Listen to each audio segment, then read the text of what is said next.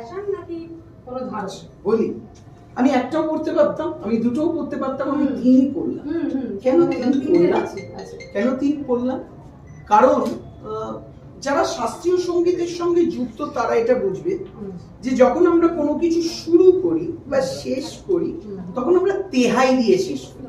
এটা শাস্ত্রীয় সঙ্গীতে বলা হয় তেহাই।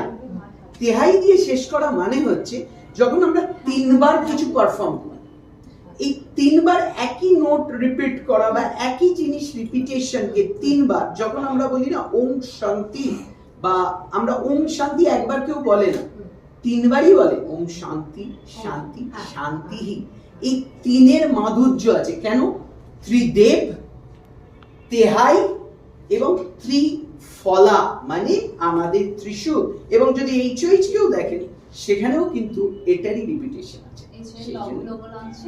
এটা লোগো লঞ্চে আমরা ডেসক্রাইব করব। আর আপনার শাড়িটাও তো আপনার হাউস অফ হ্যান্ডমেডস, আপনাদের দুজনেরই পোশাক, দুটোই হাউস অফ হ্যান্ডমেডস, দুজনেরই। এটা খুব সুন্দর আপনি যেটা করেছেন। Thank you. আর আপনার মা কেমন আছে একটু জিজ্ঞেস করুন।